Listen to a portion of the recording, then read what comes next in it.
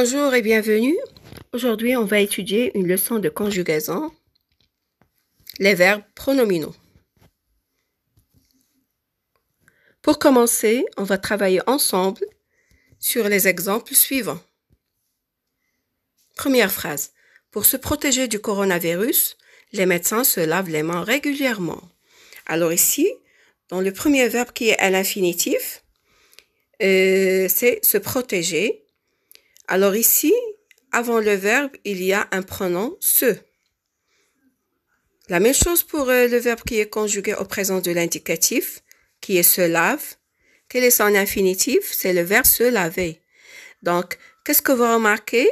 Il est précédé d'un pronom se. Donc, alors là, je vais dire les verbes se protéger et se laver, ce sont des verbes pronominaux, puisqu'ils sont précédés par un pronom réfléchi se. Deuxième phrase. Les scientifiques se sont réunis pour trouver un remède. Alors ici, où est le verbe qui est conjugué? C'est se sont réunis. Alors, c'est quoi son infinitif? C'est se réunir. Alors, à quel temps est conjugué ce verbe? Alors, automatiquement, il y a un auxiliaire, donc ce verbe est conjugué au passé composé. Une petite remarque là, quand on conjugue un verbe avec l'auxiliaire être, alors automatiquement on fait l'accord, puisque le sujet, les scientifiques, c'est pluriel, donc le participe passé va s'accorder avec le sujet, et donc on va ajouter un S. Pour la troisième phrase, ma petite sœur s'est endormie tard. Alors ici, quel est le verbe ici conjugué? C'est s'est endormi. Alors, plutôt, quel est son infinitif? C'est s'endormir. À quel temps est conjugué ce verbe? Il est conjugué au passé composé, puisqu'il y a toujours l'auxiliaire. Alors, qu'est-ce que vous remarquez? Dans le participe passé, endormi, à la fin, il y a un E. Pourquoi? Tout simplement parce que le sujet, c'est ma petite sœur, c'est féminin. Donc, ici, le participe passé s'accorde en genre et en nombre avec le sujet lorsqu'il est conjugué avec l'auxiliaire être. Alors, pour la dernière phrase, calmez-vous les enfants. Avant de travailler ici le verbe, on va voir quel est le type de cette phrase. Alors, cette phrase est impérative. Là, on donne un ordre. On dit aux enfants de se calmer. Alors, quel est l'infinitif de ce verbe? C'est le verbe se calmer. Alors ici, donc qu'est-ce que vous remarquez pour cette phrase ici? Le verbe, qu'est-ce qu'il a? Donc le pronom réfléchi se place après le verbe. Donc, exception, le pronom réfléchi se place après le verbe dans le cas d'une phrase qui est à l'impératif. Donc, les verbes pronominaux sont des verbes qui se conjuguent avec un pronom réfléchi de la même personne que le sujet. On va voir un exemple de conjugaison aussi pour le verbe se brosser. Alors, pour la première personne, je me brosse. Donc, le pronom réfléchi, c'est me. Pour la deuxième personne, tu te brosses. Donc, le pronom réfléchi, c'est te. Pour la troisième personne singulier, il ou bien elle, le pronom réfléchi, c'est se. Elle se brosse. Pour la première personne du pluriel, nous. Alors ici, on double le nous. Donc, le premier nous, c'est le pronom sujet. Le deuxième, c'est le pronom réfléchi. Nous nous brossons.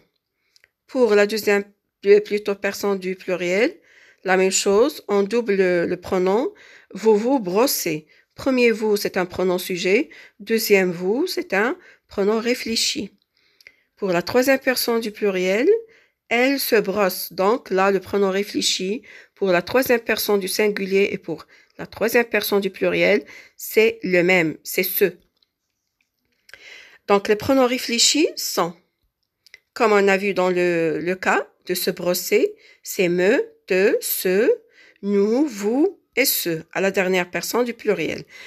Alors, une petite remarque, devant un verbe qui commence par une voyelle ou H muet, les pronoms me, te et se changent en M apostrophe, T apostrophe et S apostrophe.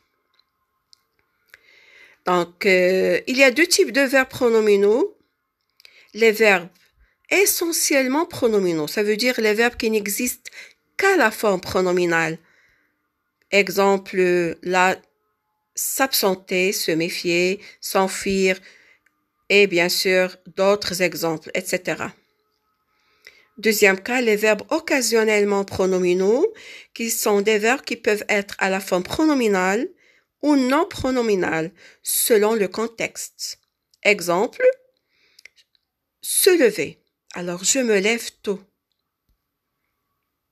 Lever. Je lève ma main pour prendre la parole.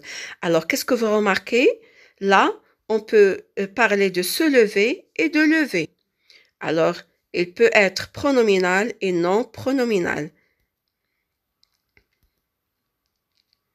Pour terminer, on va conjuguer un exemple à 3 temps.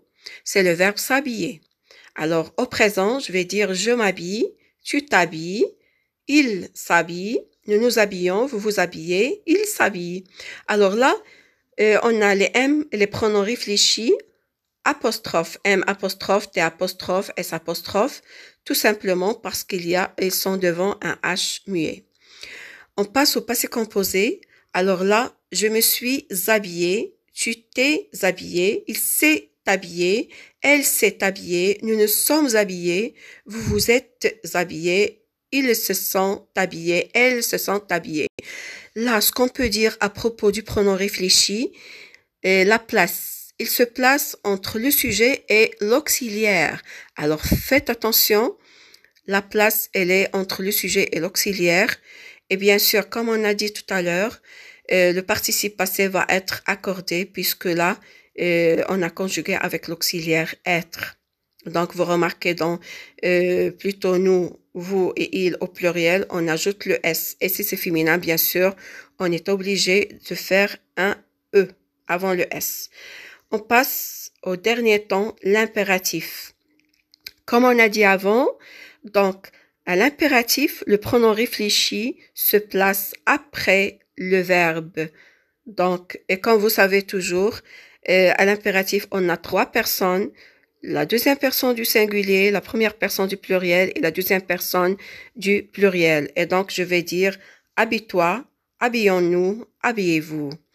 J'espère que vous avez compris cette leçon. Alors, à la prochaine. Merci.